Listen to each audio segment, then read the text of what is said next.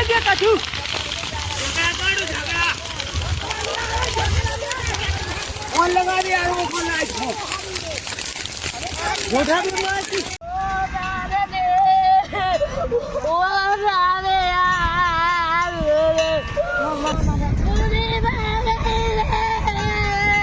આ દુનિયાની અંદર ખેડૂતની મજબૂરી તો કોણ સમજે?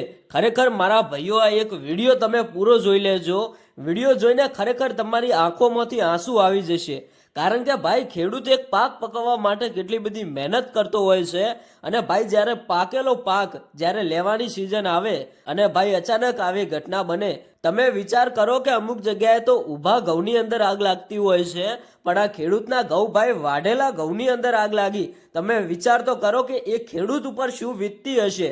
મારા ચાહક મિત્રોને એક જ વિનંતી કરું છું કે આ વિડીયો ધ્યાનથી સાંભળે અને બીજા લોકો સુધી આ વિડીયો શેર કરે, એટલે જે પણ આ ખેડૂતને નુકસાન થયું છે એને ભાઈ આમાં ક્યાંક ને ક્યાંક સરકાર તરફથી સહાય મળે.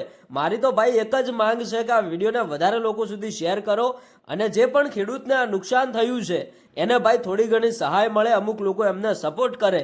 કારણ કે જે દ્રશ્યો મેં જોયા છે એટલા માટે જ આ વિડીયો તમારા સુધી પહોંચાડ્યો છે. ખરેખર જે ખેડૂત હશે એને તો ભાઈ કહેવાની જરૂર જ નથી. ખેડૂતની વેદના સમજે એટલા માટે જ આ વિડીયો બનાવવામાં આવ્યો છે.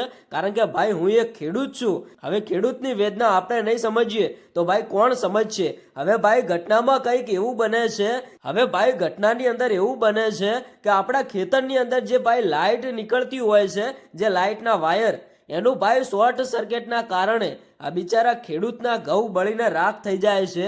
અને કંઈક આવી હાલત થાય છે ભાઈ, ખેડૂત રડતો રહી જાય અને એનો પાક બળીને રાખ થઈ જાય છે. હવે વધારે તો કંઈક એવું નથી. આ વિડીયોને બીજા લોકો સુધી શેર કરો અને જે પણ ખેડૂત સાથે આ ઘટના બની છે એને જલ્દીથી ન્યાય મળે, એને ભાઈ આમાંથી કંઈક ને કંઈક સહાય મળે.